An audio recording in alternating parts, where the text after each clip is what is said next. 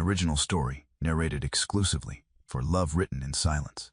The duet for violin and soprano reached its final resolution, and in Box 12 at Covent Garden, Julian Greybourne, Duke of Wyndham, felt his chest tighten in a way it had not since the morning he found his brother's body 18 months before. The music grief braided with hope, a melody that knew exactly where sorrow wanted to go, cracked something he had kept locked behind committee meetings and parliamentary votes, and his grandmother's careful management of his return to society. During the interval, the foyer, marble floors, candlelight on gilded mirrors, the rustle of silk, and the low hum of polite conversation. 3 seconds of eye contact with a woman whose face carried the music's exact emotional register. Ownership, wonder, the expression of someone hearing their own thought, spoken back by strangers. His sleeve brushed her arm as the crowd shifted. A glove slipped from her hand to the marble. She was already gone. He picked it up, kid leather, fine but old, worn at the fingertips where someone gripped a pen, a faint stain of ink on the inside seam, and felt the warmth of her hand still clinging to the fabric. The evening had begun as every evening had begun for 18 months, with Julian's grandmother, the Dowager Duchess of Wyndham, placing her gloved hand on his arm and guiding him through the motions of a life he no longer inhabited. The opera was her idea. Covent Garden, a return to society. She had chosen his coat, his gloves, the box, the hour of arrival. She had even chosen the opera itself. A new program, she said, something fresh, nothing that would remind him of Nathaniel. She had been wrong. The duet began halfway through the first act. Violin and soprano. The violin's opening phrase rose like a question, asked by someone who already knew the answer would hurt. The soprano answered with a resolution so precise, so inevitable, that Julian felt the air leave his lungs. He gripped the armrest of his seat. The melody was Nate's, not literally, not a piece he had ever heard his brother play. But the emotional architecture was unmistakable, joy expressed through minor keys, grief that resolved instead of enduring. A man trying not to cry, played on strings. His grandmother noticed. She always noticed. Her hand found his arm, her fingers pressing lightly through the fabric of his coat. A silent instruction, compose yourself. He did not compose himself. He leaned forward. He listened, and for the first time since the morning, he had arrived at Nate's rooms to find the violin, still on the bed, and the note on the music stand jewels. Come hear me play on Thursday. I've written something. Julian felt something other than the locked door of his own grief. The duet ended. The audience applauded. Julian sat motionless, his hands flat on his knees, his breath shallow. Are you unwell? His grandmother asked quietly. No, he said. I am not unwell. She studied him for a long moment, then nodded. We will take the interval in the foyer. You need air. In the gallery, the cheapest seats, 3 rows from the back, Elise Harmon leaned forward, her lips moving silently with the soprano's line. She had written those notes at 2 in the morning, seated at the upright piano in her rooms, above the printer's shop, her hands shaking with cold and exhaustion, and the certainty that the melody in her father's notebook, the one marked only with the initials, and wanted exactly this resolution. A 7th chord that refused to settle, a phrase that ended mid-breath, and she had heard where it needed to go. She had wept while writing it, not because the music was sad, but because it was right. The soprano held the final note. The violin descended. The resolution arrived. Elise closed her eyes and let the sound wash over her. 700 people in the auditorium, and not one of them knew her name. The program read, Duet for Violin and Soprano, composed by S. Harmon, Samuel Harmon. Her father, dead 3 years. She had sold the piece to the opera company for £8 under his initials, because the director would not have opened an envelope addressed from a woman, and because her father's work had always been invisible, and because Elise had learned early that the music did not need her name on it. It only needed to exist. The applause began. Elise stood with the rest of the gallery, her hands pressed together, her throat tight. She had heard the duet in rehearsal, Mr. Ferry, the Italian conductor, had allowed her to sit in the wings, while the orchestra ran through it. But this was different. This was the full house, the chandeliers lit, the audience dressed in silks and dark wool and jewels that caught the light, the world she would never enter, hearing the music she had written in a room so cold, she could see her breath. She had worn her one good dress tonight. Her mother's gloves. She wanted to be here, in this building, when they played it. During the interval, she descended. The foyer was a river of silk and candlelight. Elise stood near the marble balustrade, her back to the wall, watching the crowd move past her. She did not belong here. She knew it. The women in their pearl-trimmed gowns knew it. The men in their dark coats and polished boots knew it. But the music had been hers, and she wanted to stand in the same air as the people who had heard it. A group swept past, older woman, younger man, 2 attendants trailing behind.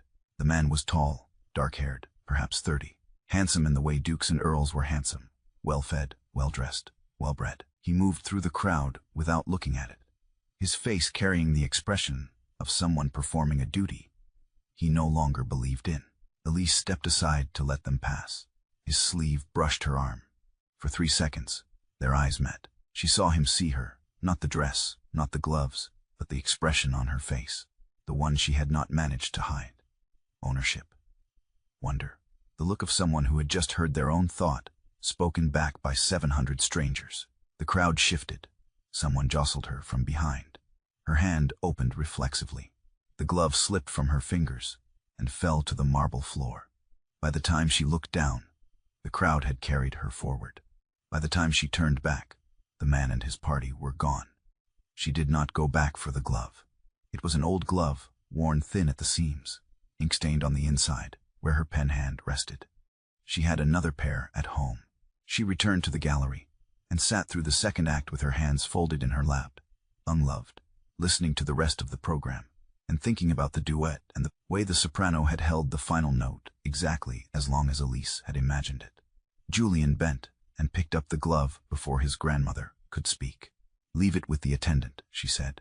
"Someone will claim it." He turned the glove over in his hand. Kid leather. Fine quality but old, softened by years of wear rather than newness. The fingertips were slightly flattened, where someone had gripped a pen. On the inside seam, near the base of the thumb, a faint smudge of black ink. The glove was still warm. "Julian," his grandmother said. He put the glove in his coat pocket. "The attendant will.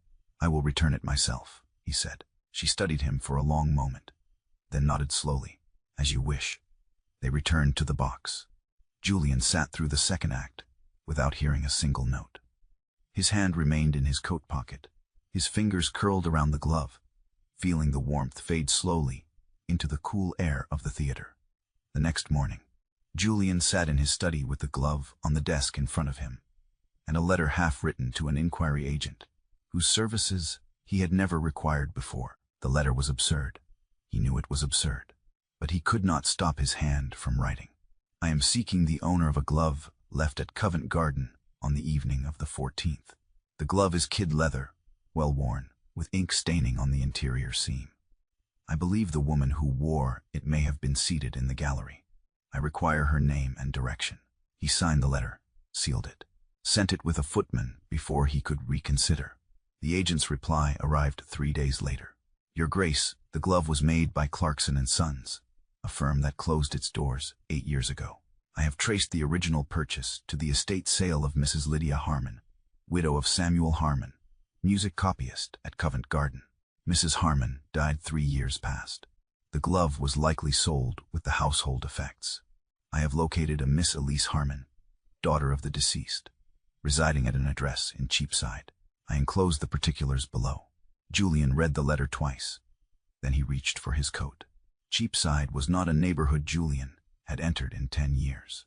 The streets were narrow, the air thick with the smell of coal smoke and ink, and the faint sour tang of the Thames carried on the wind. He found the address the agent had provided. A printer's shop on a corner, its windows clouded with grime, the sign above the door reading Aldrich and Co. Fine Printing. A narrow door beside the shop led to the upper floors. Julian climbed 2 flights of stairs that smelled of damp wood and old paper. At the top, a single door, slightly ajar. He knocked. No answer. He knocked again. From inside, a voice, female, distracted, irritated, called, "It is open. Leave the proofs on the table." Julian pushed the door open and stepped inside. The room was small. 2 windows, both facing the street.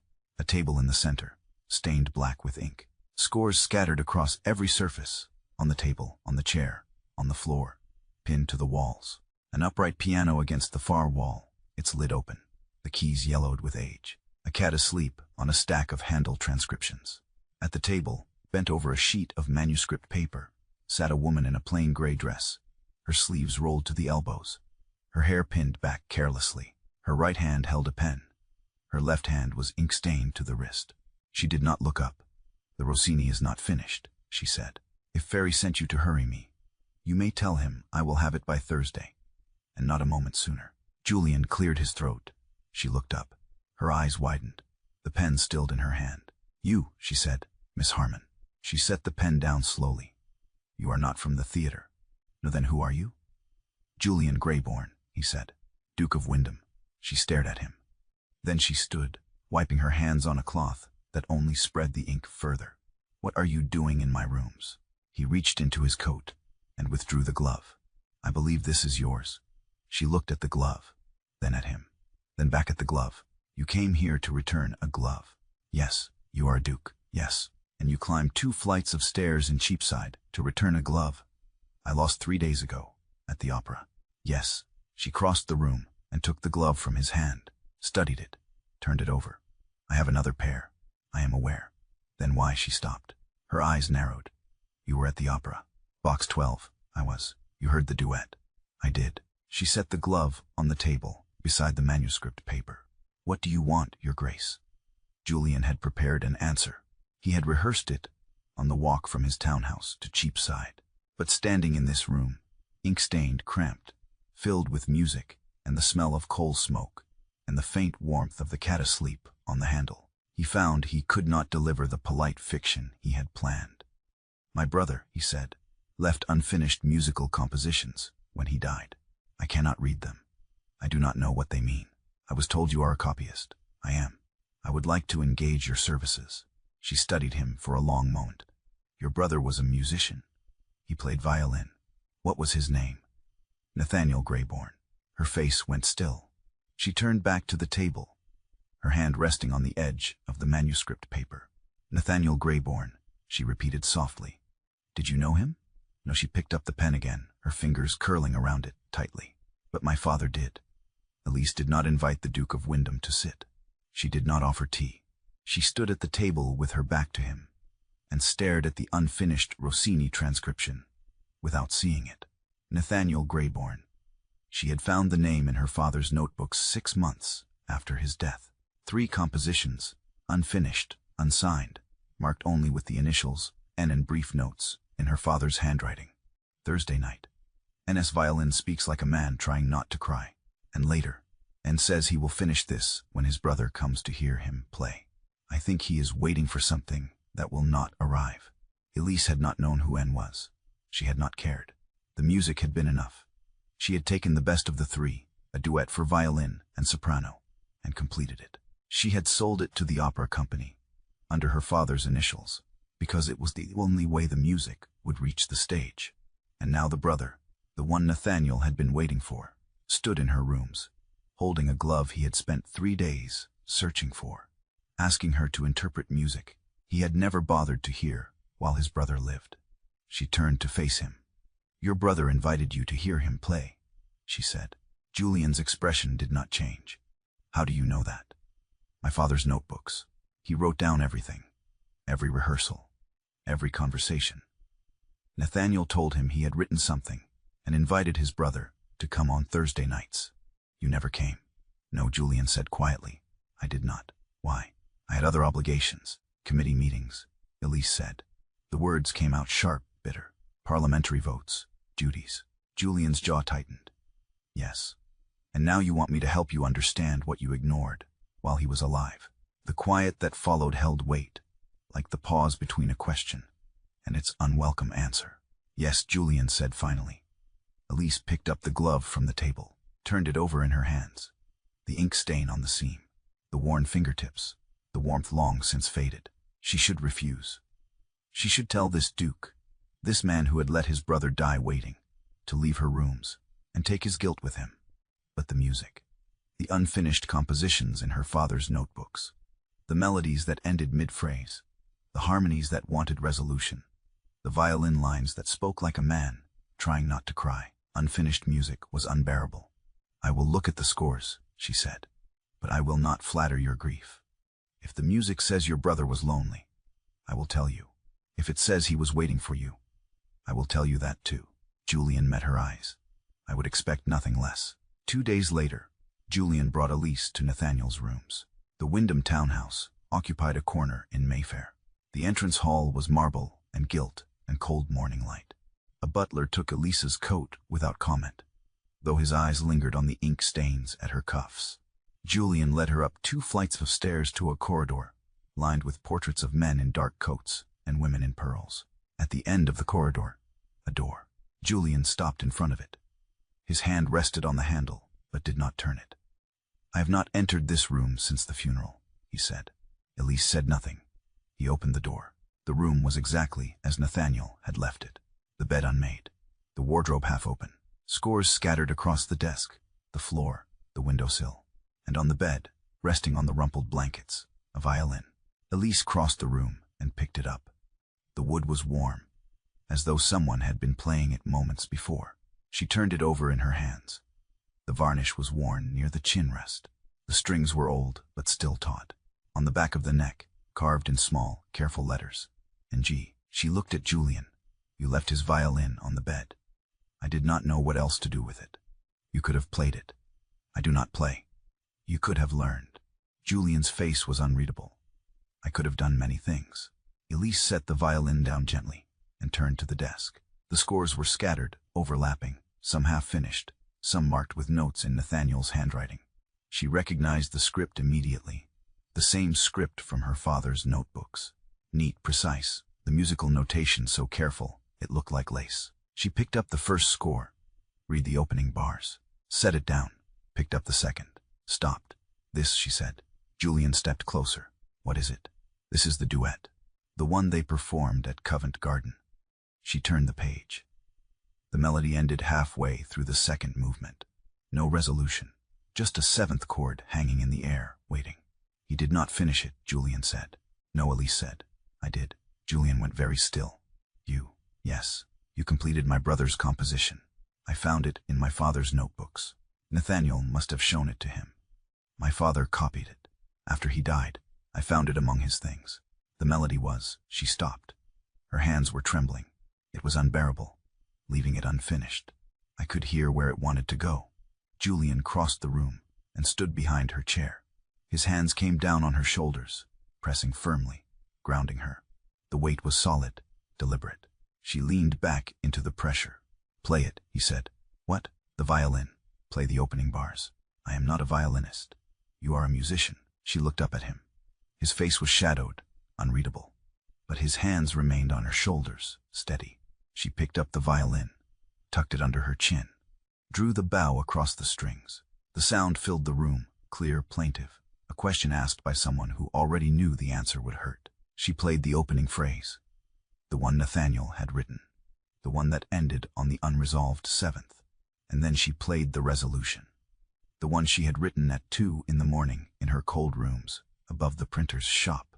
The sound changed. The grief did not disappear, but it found a place to rest. The melody descended. The harmony settled. The violin spoke like a man who had finally stopped trying not to cry. When she finished, Julian's hands were still on her shoulders. His thumbs traced the line of her collarbones through the fabric of her dress. "That is what he sounded like," Julian said quietly. "That is exactly what he sounded like." Elise set the violin down. Her hands were shaking again. She turned in the chair to look at him. "You never heard him play?" "No, you had 18 months. He was 3 miles away, and you never came." "I know." "Then do not tell me now that you recognize his voice. You do not have the right." Julian's hands fell away from her shoulders. He stepped back. "You are correct," he said. "I do not." Elise stood. She crossed to the desk and began sorting through the scores, her hands moving quickly, precisely, organizing the chaos into stacks, finished pieces, unfinished pieces, fragments. At the bottom of the pile, a letter. She picked it up. The handwriting was not Nathaniel's. It was formal, legal. The letterhead read, "Calloway and Sons, Solicitors." She read the first line, stopped, Read it again. Your Grace, she said. Julian turned. She held up the letter. Did you know your brother left a will? Julian took the letter from her hands. Read it once, then again. Dear Mr. Greybourne, further to our conversation of the 16th, I have prepared the documents, establishing a trust in the sum of £300 per annum for the continuation of your musical work, to be administered jointly by yourself and Mr. Samuel Harmon, music copyist. Please sign and return the enclosed forms at your earliest convenience. Yours faithfully, J. Calloway. The letter was dated 6 weeks before Nathaniel's death. Julian turned the page. The will itself was unsigned. The trust had never been executed. He left money for your father, Julian said. For their work, Elise corrected. My father and your brother, together. Your father is dead. Yes, the work is yours now. Elise met his eyes. Is it? Julian looked down at the unsigned will in his hands. £300 per annum. Enough to live on. Enough to compose without copying scores 16 hours a day. Enough to walk through the front door of Covent Garden carrying music with her own name on it.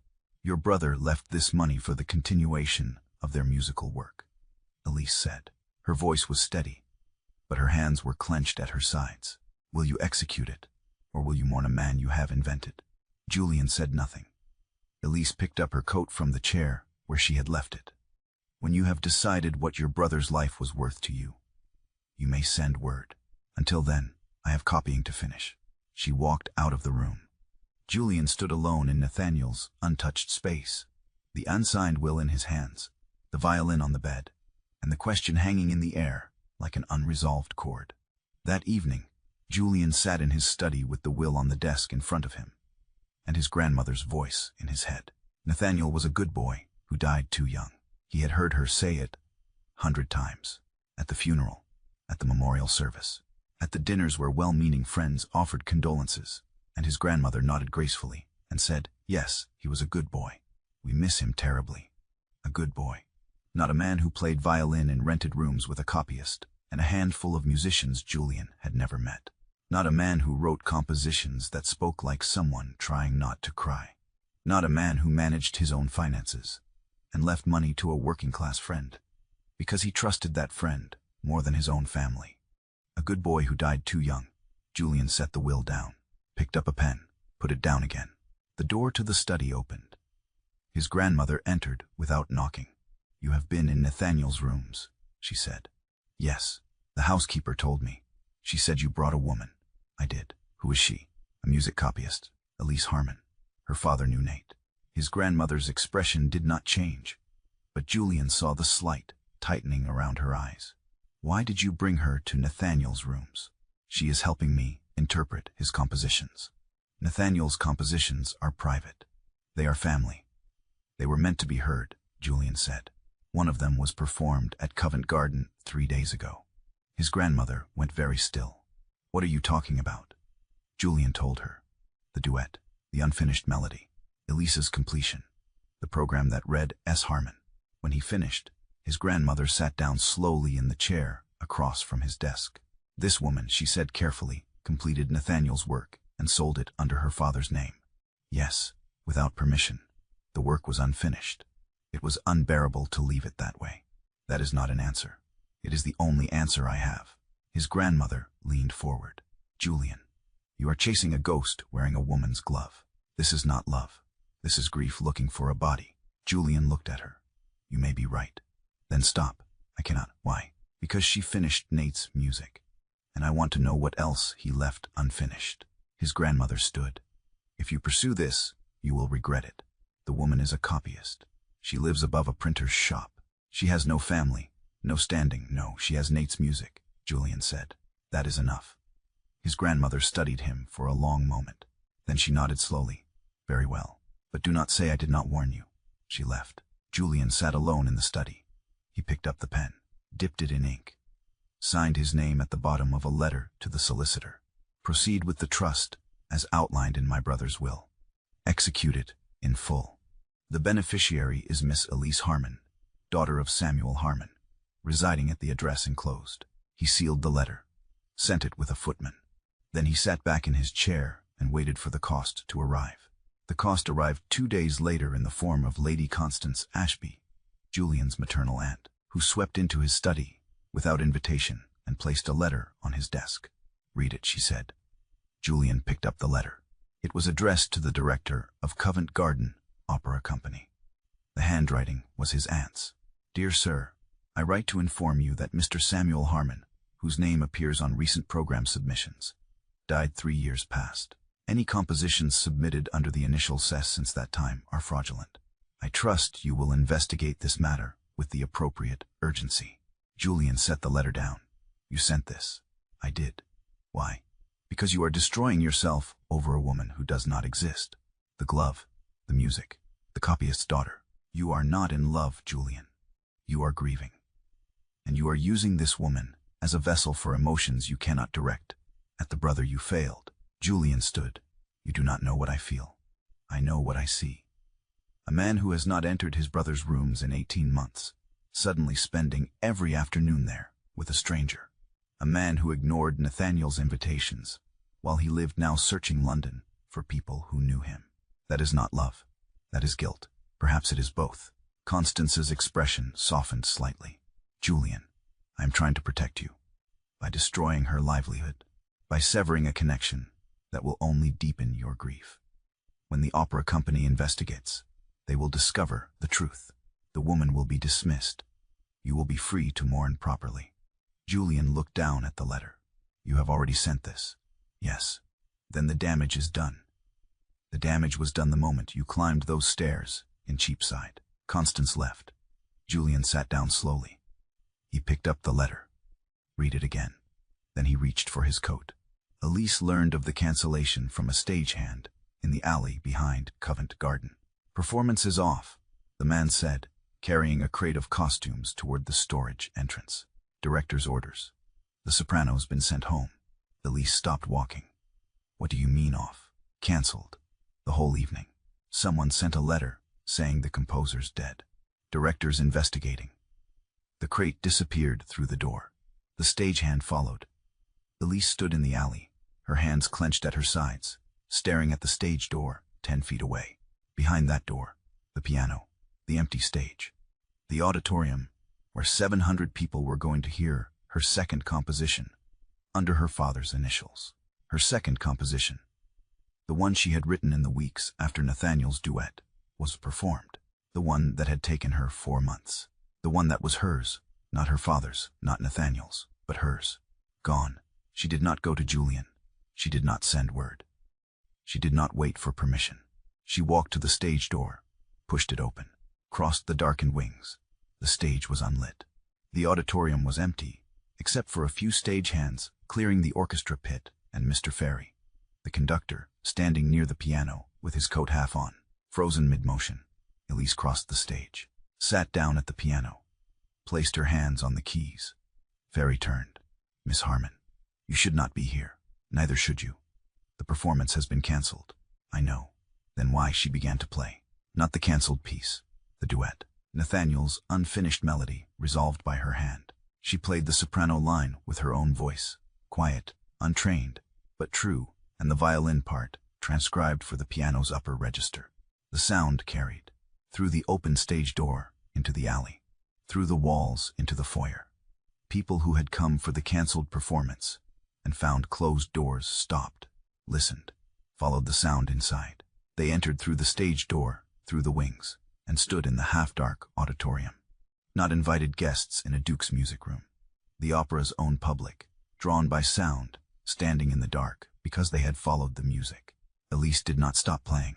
She did not look up. She played through the first movement, the second, the resolution she had written at 2 in the morning, when the melody in her father's notebook had been unbearable to leave unfinished. The stage door opened again.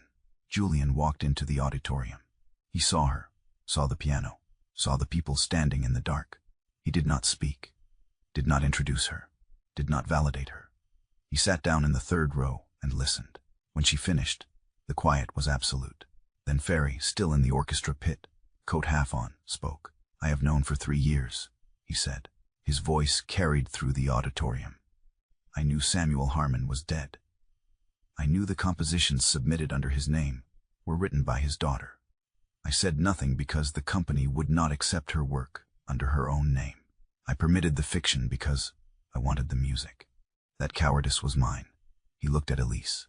The music you heard tonight was composed by Miss Elise Harmon, not her father. It was not validation. It was accountability. The people standing in the dark heard. The stagehands heard. Julian heard.